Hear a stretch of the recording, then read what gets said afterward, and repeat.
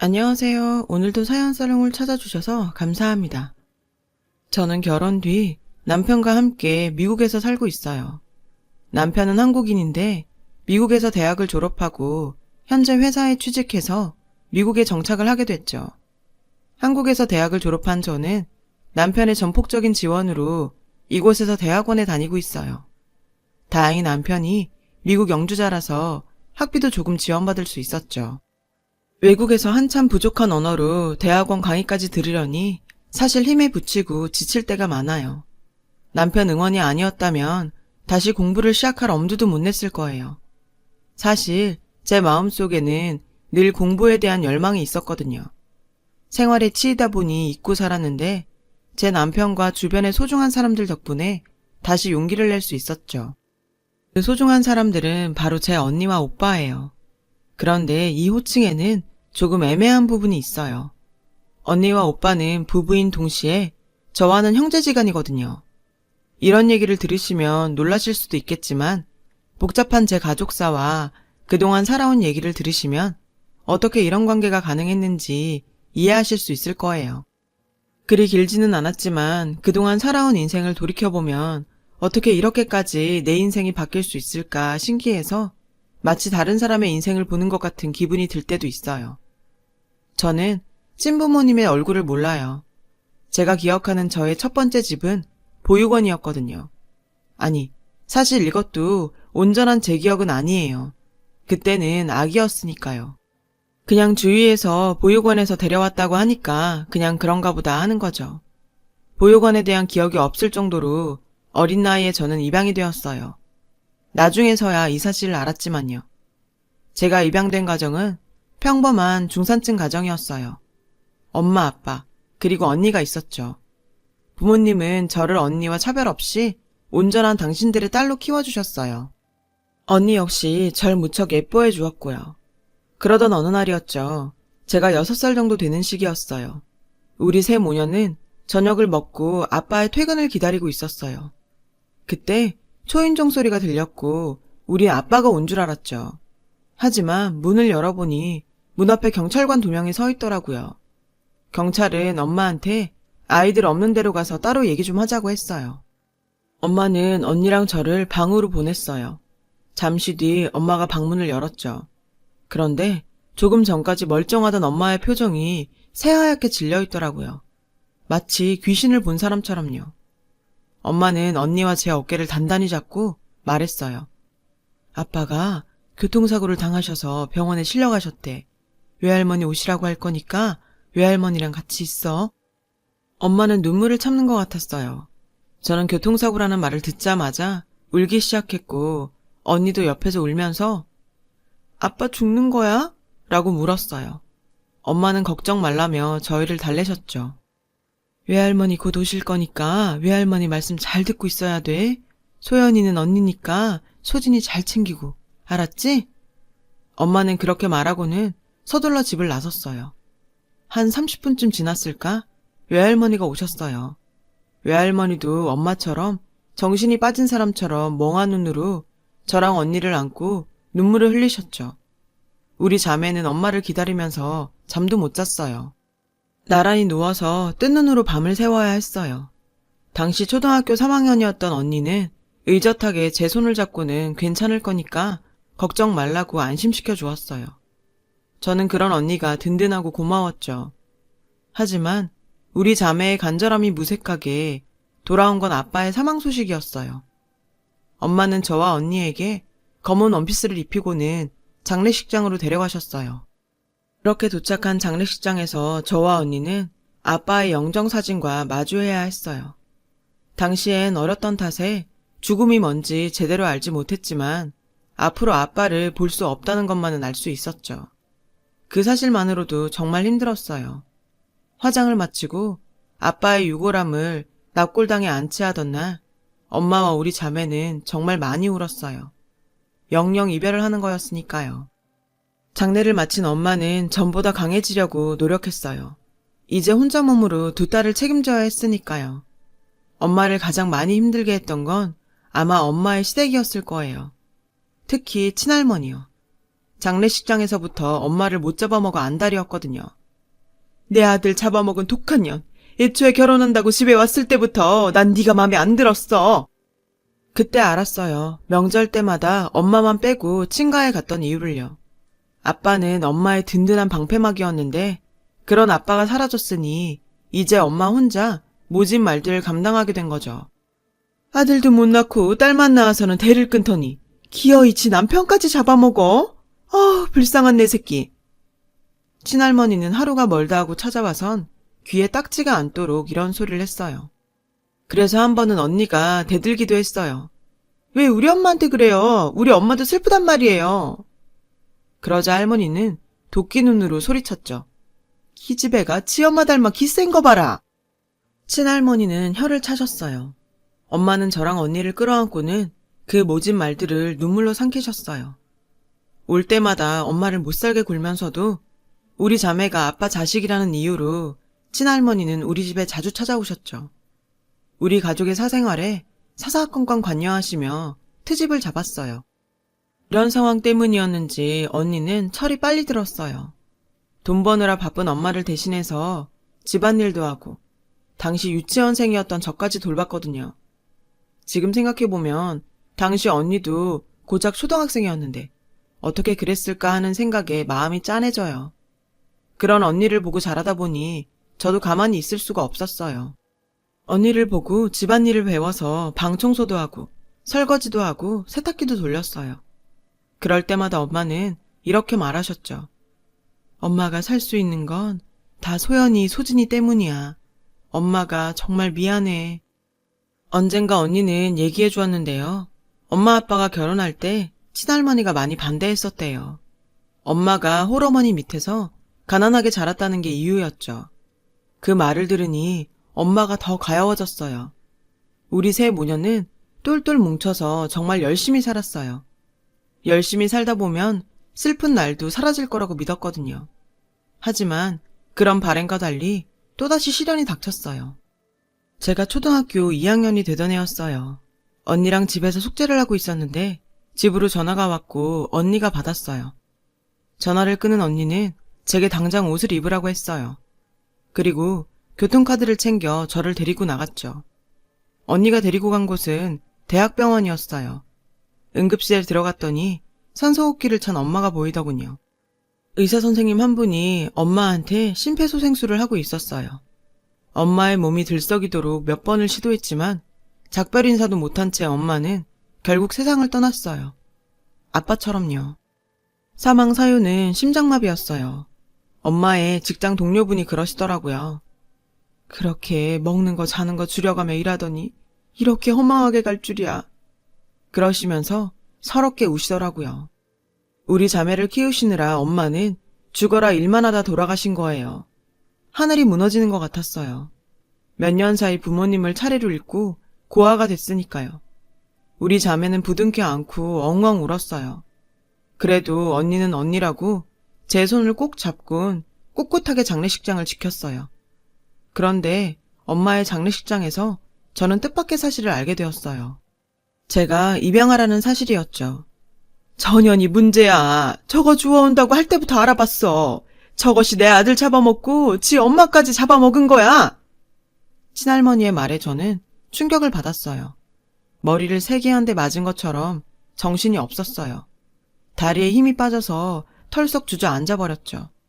그 모습을 보고 언니가 달려왔어요. 언니를 보자 그제야 눈물이 흘러내렸어요. 언니, 할머니가 그러시는데 나 주워온 애래. 저는 엉엉 울면서 언니한테 안겼어요. 수진아, 진정하고 언니 얘기 좀 들어봐. 언니는 저를 안고는 얘기를 시작했어요. 언니가 4살 때 소진이를 처음 만났어. 언니가 동생을 낳아달라고 떼를 썼는데 엄마가 아파서 그럴 수가 없었거든. 그래서 엄마랑 아빠랑 언니랑 기도를 했어. 예쁜 동생을 만나게 해달라고. 최 목사님 알지? 그분이 아이들을 돌보는 시설을 운영하셨거든? 그곳에서 소진이를 만났어. 소진이를 보자마자 내 동생이란 걸 알았어. 엄마 아빠도 마찬가지셨어. 그렇게 소진이는 내 동생이 된 거야. 소진아, 누가 뭐래도 네가 내 동생이란 건 달라지지 않아. 엄마가 너를 직접 낳지 못했을 뿐이지 우린 가족이야. 그건 절대 변하지 않아. 부모님이 하셨어야 할 설명을 언니가 대신해 주었어요. 언니는 마치 엄마처럼 저를 감싸주며 친할머니 말은 신경도 쓰지 말라고 했어요. 장례식 이후 언니와 저는 외할머니와 살게 되었어요. 우리 집과 외할머니 집이 가까웠거든요. 외할머니는 상가 건물 청소 일을 하시며 언니와 저를 키우셨어요. 그 전보다는 부족한 삶이었지만 그래도 외할머니는 언니와 제게 사랑을 주셨고 그래서 우리 자매는 부모님의 빈자리를 덜 느낄 수 있었어요. 외할머니의 보살핌 아래서 살아가던 어느 날 친할머니한테 연락이 왔어요. 비록 계집애지만 어쨌든 당신 아들 핏줄이니 당신이 키우시겠다는 거였죠. 그리고 거기에 저는 해당되지 않았어요. 아빠의 친딸이 아니었으니까요. 언니는 펄쩍 뛰었어요. 소진이 없인 절대 안 가요. 하지만 친할머니한테는 강력한 무기가 하나 있었어요. 바로 돈이었죠. 부모님이 남기신 유산이 조금 있는데 원래대로라면 언니와 저에게 올 돈이었죠. 그 돈을 언니가 성인이 되면 그때 언니에게 주겠다고 하셨어요. 그때까지는 당신이 소녀딸인 언니를 키우시겠다고요. 계집애라 태를 이을 순 없지만 그래도 내 아들 핏줄인데 당연히 데려가야지요. 곧 있으면 고등학교도 갈 텐데 대학이라도 보내려면 더 나은 환경에서 키우는 게 낫지 않겠어요? 마치 외할머니의 가난이 언니의 인생을 망치고 있다는 식의 궤변을 늘어놓으며 친할머니는 언니를 데리고 갔어요. 어찌됐건 미성년자였던 우리 자매의 친권은 친할머니한테 있었으니까요. 언니와 헤어지던 날 언니와 저는 한참을 끌어안고 울었어요. 세상에 남은 유일한 가족과 헤어진다는 그 생각에 눈물이 그치지 않았어요. 그건 언니도 마찬가지였던 것 같아요. 수진아, 외할머니 말씀 잘 듣고 공부 열심히 하고 건강하게 있어야 해. 언니가 돈 벌면 꼭 데리러 올 거야. 그때까지 공부 열심히 하고 외할머니 말씀 잘 듣고 기다려줘. 언니는 어른스럽게 저를 달래주고는 친할머니를 따라갔어요. 그렇게 우리 자매는 이별을 하게 되었죠. 우리 네 가족은 한 사람씩 제 곁을 떠났고 결국 저는 혼자가 되었어요. 언니를 떠나보낸 뒤 외할머니가 그러시더라고요. 악을 쓰고 억지를 써서라도 언니를 붙잡을 수도 있었지만 한 명이라도 더 나은 환경에서 자라게 하는 게 나을 것 같아 보냈다고요. 그러시면서 제게 많이 미안해하셨죠. 외할머니는 저를 엄마의 친딸로 대해주셔서 사랑도 듬뿍 받고 자랄 수 있었어요. 없는 살림에도 제게 필요한 것들을 부족함 없이 챙겨주셨고요. 언니의 당부대로 공부도 열심히 하고 외할머니 말씀도 잘 들으면서 착하게 살려고 노력했어요. 언니는 친할머니 집으로 가서도 꽤 자주 전화를 했어요. 설에는 외할머니 댁으로 명절을 쇠러 오기도 했어요. 비록 하룻밤이었지만요. 2년 정도 왕래를 하던 언니는 이후 발길을 끊었어요. 사돈, 소연이는 언제 볼 수 있나요? 외할머니가 전화를 걸어 물었더니 거리도 멀고 애 혼자 보낼 수도 없어서 안 되겠네요. 친할머니는 핑계만 늘어놓으셨어요. 그러자 외할머니가 화를 내셨죠. 엄연히 내 딸이 낳은 내 손녀인데 사돈이 무슨 권리로 얼굴도 못 보게 합니까? 게다가 자매끼리 생이별까지 시켜놓고선. 하지만 친할머니는 또 다시 핑계만 댔죠. 한창 공부에 전념해야 할 땐데 괜히 거기 갔다가 심란해서 공부 안 되면 누가 책임질 겁니까? 이렇게 뻔뻔하게 핑계를 대며 결국 언니를 보내주지 않았어요. 언니가 전화를 하는 횟수도 점점 줄어갔고요. 친할머니가 전화를 못하게 감시해. 나 혼자서 충분히 갈 수 있는데도 못 가게 하고 집안일만 부려먹고 말이야. 언니가 호소하듯 말했어요. 언니 얘기를 들으니 조금 가난하더라도 자유롭게 사는 내 신세가 더 낫다는 생각이 들었어요. 언니와의 통화는 점점 뜸해졌어요. 몇 달에 한 번 정도밖에 못하게 되었죠. 언니는 늘 언젠가 데리러 갈 테니 기다리라고 말했어요. 저는 그런 언니를 굳게 믿고 기다렸죠. 시간은 흘러 저는 14살이 되었어요. 중학교 입학을 앞두고 있던 때였죠. 그런데 외할머니께서 돌아가신 거예요. 과로 사셨어요. 한평생 고생만 하시고 자식마저 앞세우셨던 외할머니는 죽기 직전까지 절 위해 헌신하셨어요. 외할머니의 장례식에서 저는 정말 많이 울었어요. 이제는 제 곁에 정말 아무도 없다는 걸 실감할 수 있었거든요. 언니는 장례식에도 오지 못했어요. 친할머니가 언니를 가두었던 거죠. 동사무소 직원들 덕분에 장례를 치를 수 있었지만 그 이후가 문제였어요. 저를 맡아줄 사람이 아무도 없었거든요. 친할머니는 제가 친손녀가 아니라며 맞지 않겠다고 했다더군요. 그리곤 경찰에 제가 버려졌던 보육원을 가르쳐주며 거기로 연락을 하라고 했죠. 거기가 얘가 왔던 데니까 그리로 돌려보내요. 그리고는 모든 연락을 차단했어요. 전 그렇게 보육원으로 돌아가게 됐어요. 다행히 보육원 목사님이 저를 기억하고 계셨어요. 저를 보시고는 눈시울을 붉히시며 아무 말 없이 안아주셨어요. 하지만 저는 울지 않았어요. 이미 그동안 충분히 많이 울었거든요. 목사님은 저를 특별히 잘 챙겨주셨어요. 저희 부모님 대신 목사님과 사모님이 학교 활동에 참여해 주셨고요. 보육원에는 주로 어린 아이들이 있어서 저는 맏언니 노릇을 하며 지내게 됐죠. 보육원으로 오고부터는 언니와의 연락도 불가능했고 만날 수도 없었어요. 목사님이 친할머니한테 연락을 해서 자매끼리 만나는 것만큼은 허락해달라고 부탁했지만 거절하셨어요. 그렇게 더 이상 언니와 만나지 못한 채 저는 성인이 되었어요. 언니를 다시 만난 건 의외의 장소였어요. 바로 제 대학교 입학날이었죠. 저는 목사님 덕분에 교회 장학금을 받고 대학에 진학할 수 있었어요. 입학식 날 목사님은 제게 깜짝 선물이 있다고 하시더라고요. 저는 선물이 뭘까 기대를 하며 보육원으로 돌아왔어요. 그리고 방문을 열었더니 글쎄 제 방에는 언니가 있지 뭐예요. 전 너무 놀라서 언니한테 안겼어요. 눈에서는 하염없이 눈물이 흘렀어요. 언니는 울먹이며 늦게 와서 미안하다고 말했고요. 나 독립했어. 이젠 같이 살 수 있다고. 언니는 정말 죽어라 열심히 공부해서 대학을 조기 졸업했고 대기업에 취직을 했다고 했어요. 오직 저를 데리고 와야겠다는 생각뿐이었대요. 할머니가 툭하면 쥐잡듯 했지만 그래도 너 생각하면서 견뎠어. 그러면서 제게 통장을 하나 내밀었어요. 아빠가 남기셨던 유산이야. 제가 안 받겠다고 했어요. 솔직히 저는 친딸도 아닌데 그 돈을 받는다는 게 왠지 미안했거든요. 무슨 소리야. 너도 아빠 딸인데. 당연히 받아야지. 너 이러면 나중에 아빠한테 내가 혼난단 말이야. 언니는 정색을 하면서 제 손에 통장을 쥐어주었어요.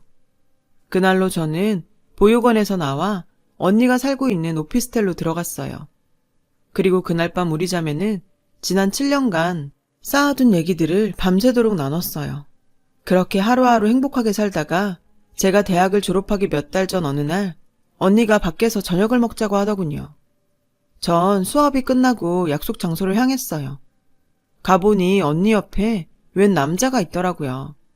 언니는 만나는 사람이라며 수줍게 웃으며 소개를 했어요. 저는 언니가 연애를 하고 있다는 사실도 몰랐기 때문에 조금 놀랐어요. 그 남자는 언니를 무척 잘 챙겨주었어요. 언니와는 같은 회사에서 만난 사이로 사내 비밀 연애 중이라고 하더라고요. 그때까지만 해도 그런가 보다 했는데 식사 말미에 언니가 그러는 거예요. 소진아, 언니가 곧 결혼을 할 것 같아. 이 사람이랑. 많이 놀랐지? 이제야 얘기해서 미안해. 나한테도 정말 잘해주고 평생 같이 하고 싶은 사람이야. 축하해 줄 거지? 저는 당연히 축하한다고 했어요. 그동안 부모님을 대신해 어린 나이 때부터 모든 짐을 짊어지고 살아온 언니가 이제는 기댈 수 있는 사람이 생겼다는 게 무엇보다 기뻤어요. 그날 이후 저는 언니를 도와 결혼 준비를 시작했어요. 이럴 때 엄마나 외할머니가 계셨더라면 좋았겠지만 그럴 수 없는 게 아쉬웠어요. 그래도 친할머니 도움은 받지 않았어요. 그래서 목사님 사모님께 여러 가지로 도움을 받았어요.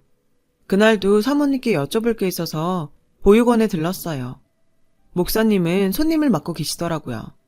잠시 뒤 목사님과 손님이 나왔어요. 소진아, 안 그래도 너한테 전화하려고 했었는데 잘 됐다.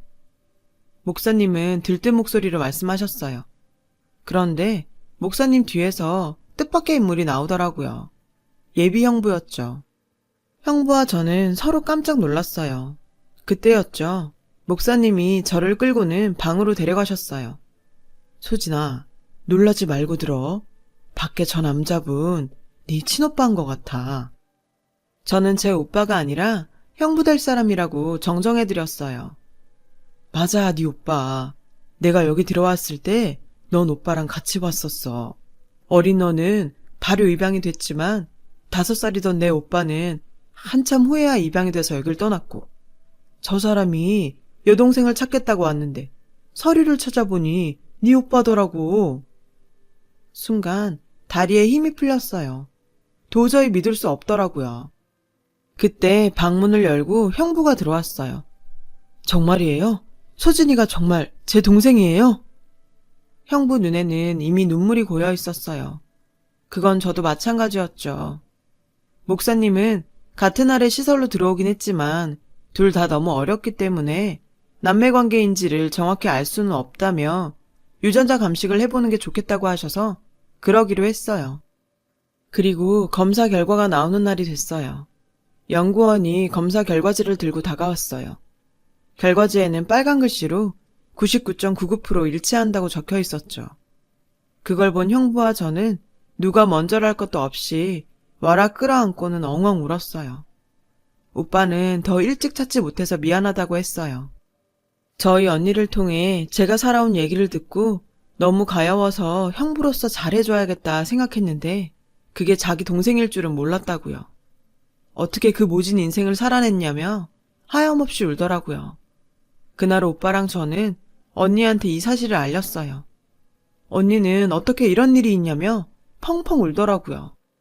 그날 우리 세 사람은 정말 많이 울었지만 그만큼 행복했어요. 세상에서 제가 가장 사랑하는 언니가 내 친오빠의 아내가 된다는 것도 기뻤고 내 형부가 내 친오빠라는 사실도 기뻤죠. 물론 족보는 좀 꼬이게 됐지만요. 얼마 뒤 언니와 오빠는 무사히 결혼식을 올렸고 우리 세 사람은 세상 누구보다 끈끈한 가족으로 살고 있어요. 제가 지금의 남편을 만나 첫 인사를 나눌 때 남편이 두 사람의 호칭을 듣고 어리둥절하긴 했지만 그게 무슨 상관인가요?